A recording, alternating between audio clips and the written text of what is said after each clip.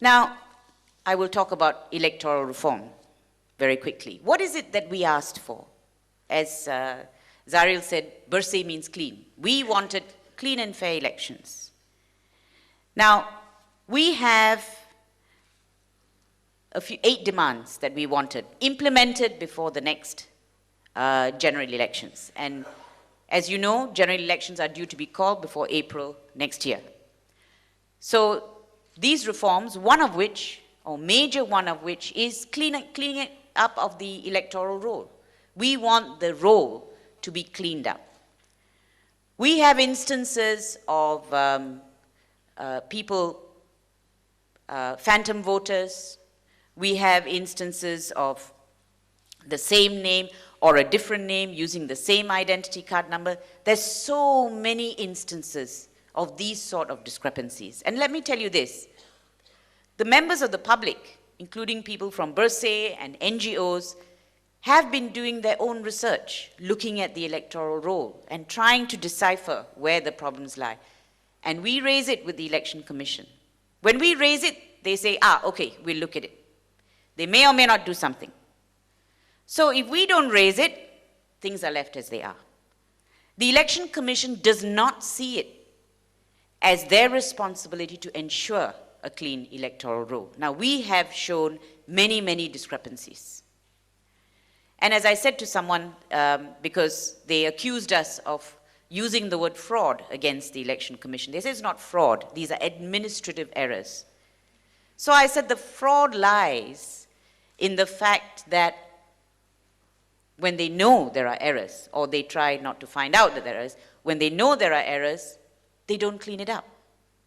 Or when they think there probably are errors, they don't bother looking for them. That's where the fraud lies. And there are also reports about foreigners being given citizenships for votes so that they can vote. There are many reports of that. And the problem with proving that, of course, is obvious. People who get citizenship will not come and give you evidence.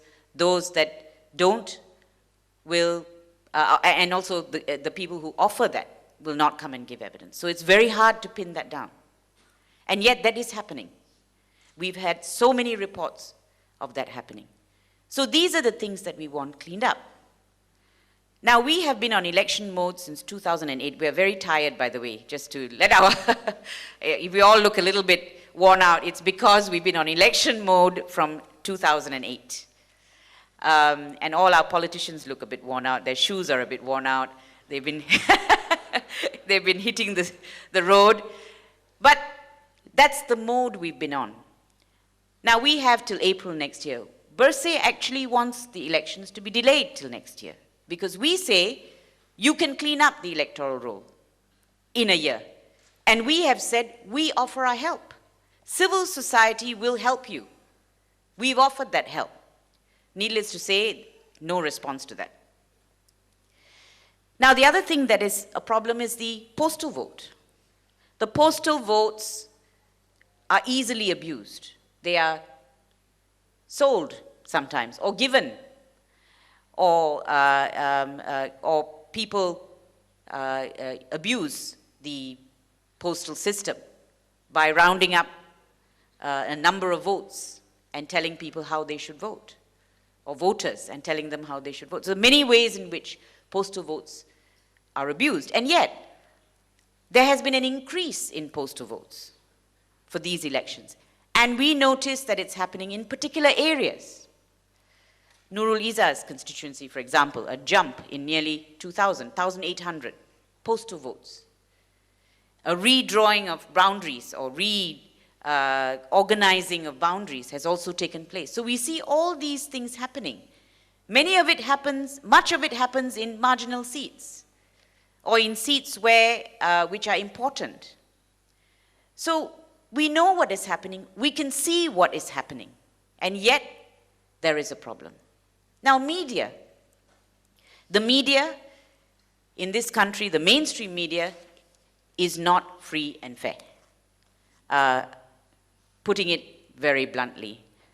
And it's not the reporter's fault, it's not the journalists, it's the editors, it's the policy.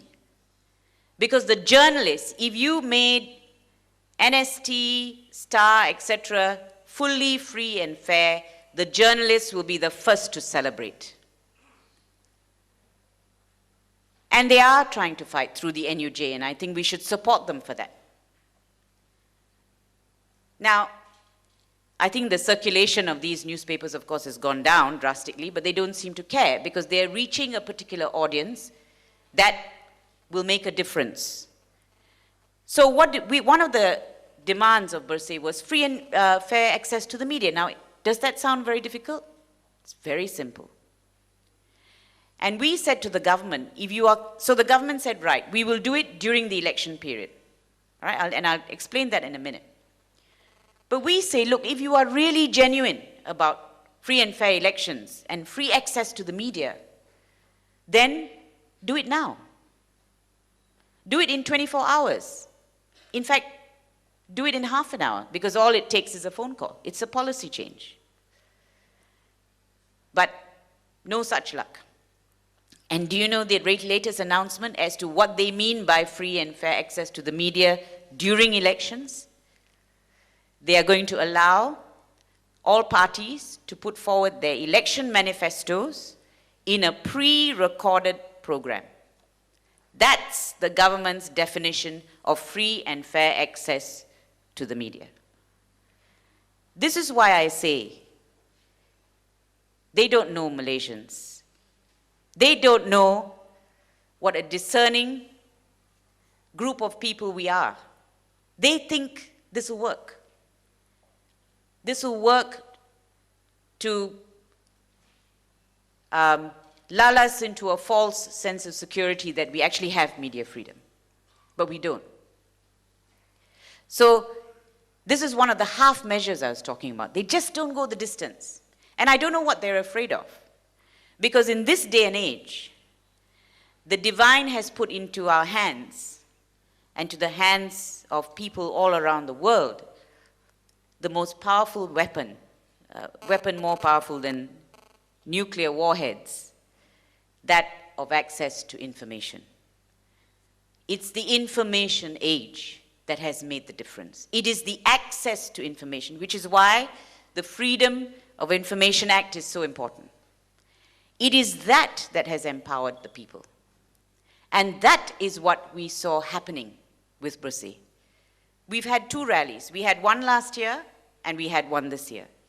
Last year, we were demonized. When we said we're having a rally for free and fair elections, we were demonized for weeks leading up to the rally. Threats of arrest, etc., etc. Non-stop personal attacks on all, mainly targeted at me at that point because I was the only chair. This year, we had the rally again. So last year we had about 50,000 people turning out. This year we estimate 250,000 people turning out.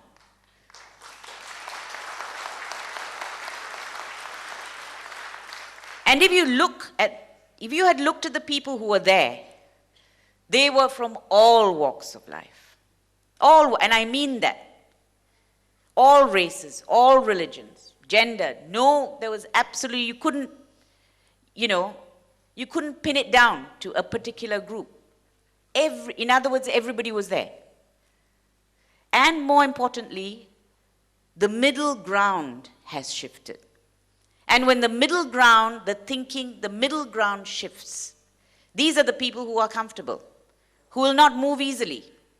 If the middle ground has shifted, the government has something to worry about. Because these are people who wouldn't bother coming out to the streets to make a point. But they are bothering to do it. And I tell you, you see old people, 70s, 80s, to young people. That's the cross-section. And they were peaceful, absolutely peaceful. They were there from 9 in the morning till about 3 o'clock, no issue. And they were dispersed at about 2:40. The violence occurred after the tear gas was shot at the people. And the tear gas, they kept shooting it repeatedly over and over and over again into a crowd that was retreating.